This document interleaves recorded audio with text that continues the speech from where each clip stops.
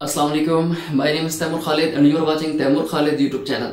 आज हमारे पास इंतहाई इंपॉर्टेंट लेक्चर है जिसके अंदर हमने डिस्कस करना है कि what is debit, what is credit rule. ठीक है, और जो डिफरेंट हमारे पास चार्ट ऑफ अकाउंट्स हैं उन पे हम इस रूल को कैसे अप्लाई करते हैं। तो अगर आप चैनल पर न्यू हैं तो चैनल को लाजमी सब्सक्राइब कर लें, वीडियो को लाजमी लाइक कर दें और वीडियो को एंड तक आप लाजमी देखें ताकि आपको क्लियर अंडरस्टैंडिंग हो कि हम डेबिट क्रेडिट रूल को कैसे अप्लाई करते हैं किस चार्ट ऑफ अकाउंट्स पे।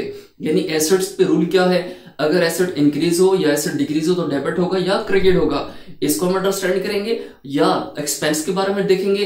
इसके अलावा जो कैपिटल है, रेवेन्यू है या जो लायबिलिटी है, इसको भी हम अंडरस्टैंड करेंगे कि अगर लायबिलिटी इंक्रीज हो या डिक्रीज हो तो उस पर क्या इफेक्ट पड़ेगा, वो डेबिट होगी या क्रेडिट होगी। इन तमाम चीजों को हम विद एग्जांपल डिस्कस करेंगे आज के लेक्चर के अंदर। तो अगर आप चैनल पर न्यू है तो इसको लाजमी सब्सक्राइब कर लें और वीडियो को लाइक करते हैं। मूव करते जरा बोर्ड की तरफ और डेबिट क्रेडिट रूल को डिस्कस करने की कोशिश करते हैं। अगर हम देखें फॉर एग्जांपल जो डिफरेंट चार्ट ऑफ अकाउंट्स हैं, यानी जो प्रीवियस लेक्चर हैं उनके अंदर हम तमाम चार्ट ऑफ अकाउंट्स को डिस्कस कर चुके हैं कि एसेट्स क्या होते हैं, एक्सपेंसेस क्या होते हैं, रेवेन्यू क्या होता है, लायबिलिटी क्या होती है, कैपिटल क्या होती है। तो आज हमने सिर्फ डिस्कस करना है रूल कैसे लगाते हैं। ठीक है, विद एग्जांपल।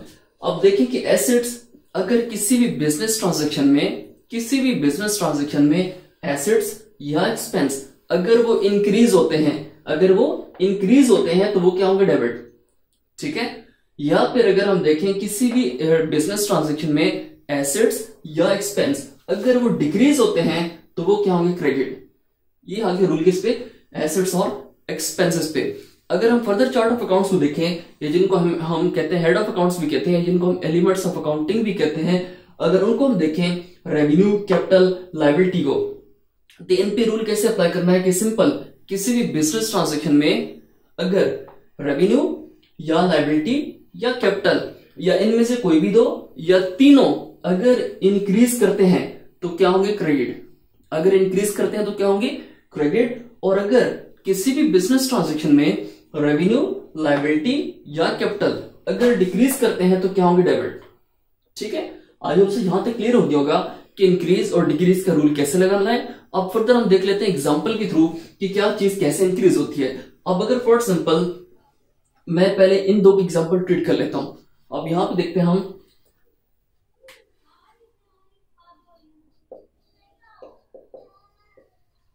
स्टेशनरी परचेज ₹100,000, यानी स्टेशनरी परचेज हुई है और कितने पैसों की, कितना कैश पे हो, ₹100,000। ठीक है, अब इसकी अगर हम एंट्री करते हैं, ये ट्रांजैक्शन हमारे पास, और इसकी अगर हम एंट्री पास करें तो स्टेशनरी हमारा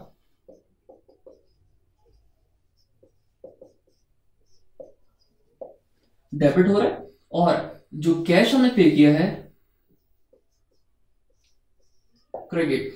अब स्टेशनरी क्या है, एक्सपेंस है। स्टेशनरी क्या है आपके पास, एक्सपेंस है।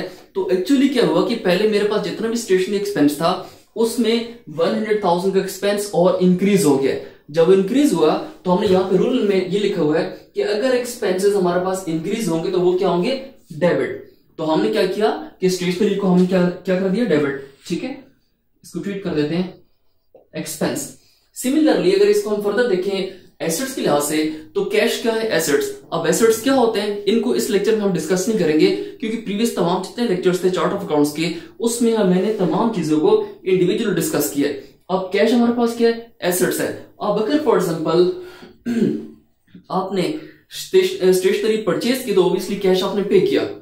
ठीक है, what goes out, what comes in, stationery comes in, what goes out, cash goes out. ठीक है, तो stationery being an expense account increase हुआ तो क्या हो गया, डेबिट। और कितने से डेबिट होगा, 100,000 से। हम जब एंट्रीज पास करेंगे, जर्नल बनाना सिखाऊंगा, ये हम सिंपल कर रहे हैं। ठीक है, एग्जांपल के तौर पे। अब अगर क्या है, कैश एसेट है।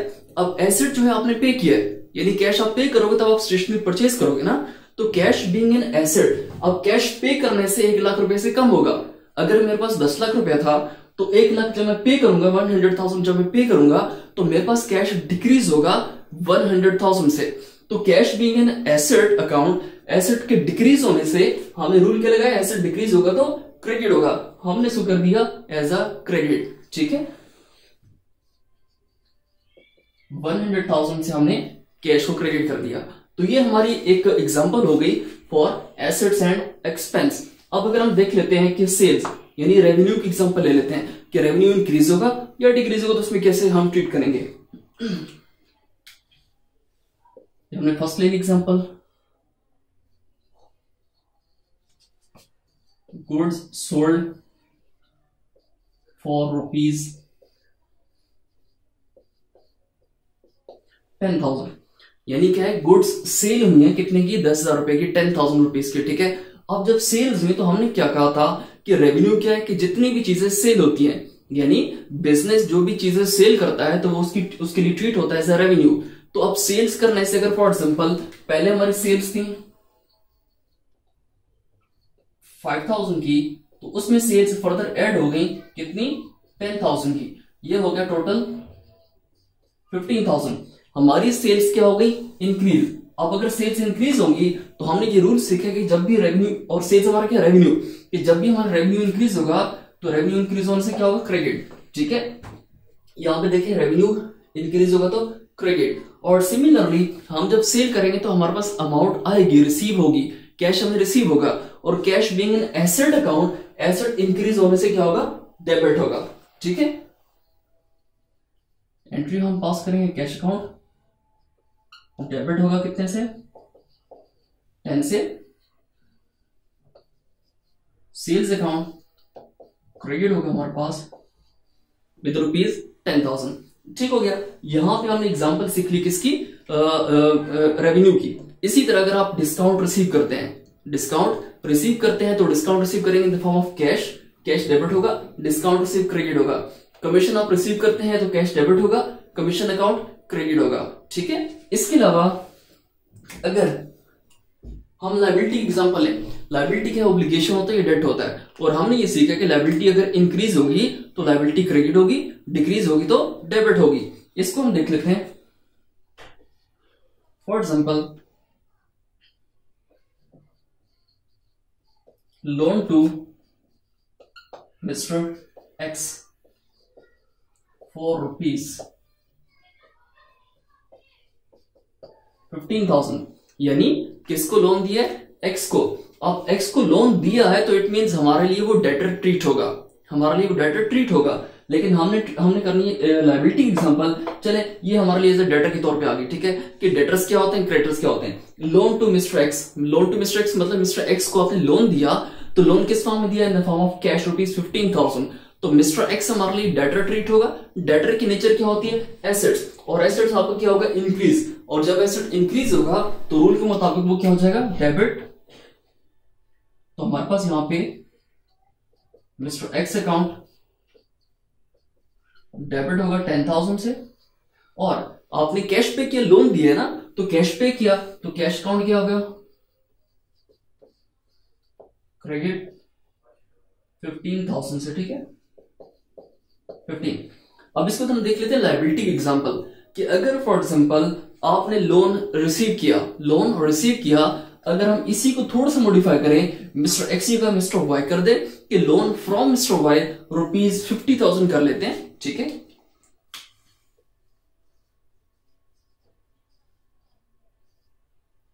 हमारे पास लोन फ्रॉम मिस्टर वाई ₹50,000। अगर बिजनेस ने मिस्टर वाई से लोन रिसीव किया 50,000 का, तो इसका मतलब है कि अब डेट क्रिएट हो गया, ऑब्लिगेशन क्रिएट हो गया कि बिजनेस ने मिस्टर वाई को 50,000 रिटर्न करना है। तो इट मींस लायबिलिटी बिजनेस की इंक्रीज हो गई। और हमने ये सीखा है कि लायबिलिटी अगर इंक्रीज होगी तो क्या होगी, क्रेडिट होगी। जब हम क्रेडिट करेंगे तो किसको करेंगे, मिस्टर वाई को। और हमने क्या रिसीव किया, लोन, तो in the form of cash receive किया, तो कैश हमारे लिए क्या है, एसेट, एसेट हमारा इंक्रीज हो रहा है तो डेबिट होगा, ठीक है।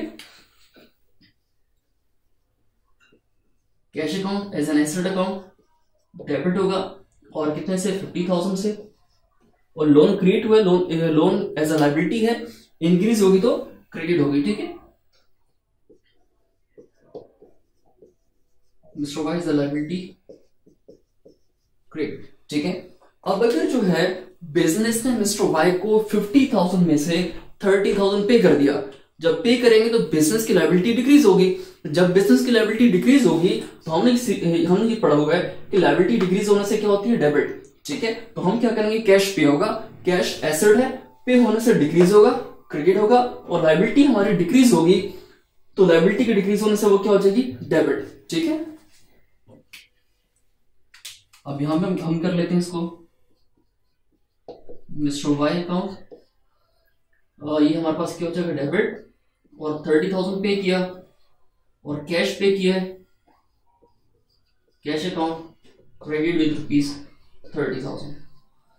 ओके, यहां तक क्लियर है। इसके अलावा अगर हम बात करें कैपिटल की, तो हमने जब डिस्कस करे थे चार्ट ऑफ अकाउंट्स को या एलिमेंट्स ऑफ अकाउंटिंग को, तो हमने डिस्कस किया था जो कैपिटल है इसकी नेचर लायबिलिटी होती है, यानी जो हमारे पास सेपरेट लीगल एंटिटी कॉन्सेप्ट है या बिजनेस एंटिटी कॉन्सेप्ट है, उसमें भी होता है कि जो बिजनेस का ओनर होता है वो अपने बिजनेस को जो भी इन्वेस्टमेंट करता है, कैपिटल देता है, वो उसके लिए बिजनेस के लिए लायबिलिटी होती है।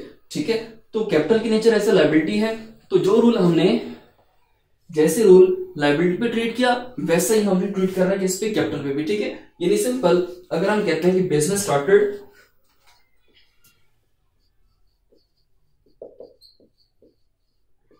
बिजनेस commenced for ₹500,000, ये 5 लाख रुपए का बिजनेस स्टार्ट किया है, तो इट मीन कि बिजनेस में 5 लाख रुपए इन्वेस्ट किया है। ठीक है, तो ऑनर ने इन्वेस्ट किया, तो ऑनर ने बिजनेस को एज ए लोन दिया, एज ए लायबिलिटी क्रिएट हुई बिजनेस के लिए। ठीक है, तो लायबिलिटी इंक्रीज हुई बिजनेस की, जब बिजनेस की लायबिलिटी इंक्रीज होगी तो वो क्या हो जाएगी, क्रेडिट, और बिजनेस के पास कैश आया तो बिजनेस की सारी ट्रांजेक्शन हो रही है, तो बिजनेस का कैश एसेट है, इंक्रीज होगा तो डेबिट, और कैपिटल ऐसा लायबिलिटी है, इंक्रीज होगी तो क्रेडिट। ठीक है,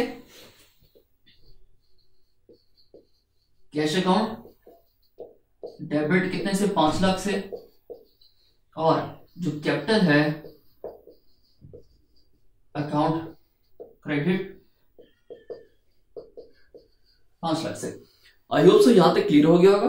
फिर भी अगर किसी भी जगह कोई भी कंफ्यूजन हो रिगार्डिंग डेबिट क्रेडिट रूल हम कैसे अप्लाई करते हैं, हमने तमाम की एग्जांपल ले ली, एग्जांपल के थ्रू आपको मैंने एक्सप्लेन कर दिया कि क्या चीज डेबिट होगी, क्या चीज क्रेडिट होगी, कैसे ट्रीट होगा।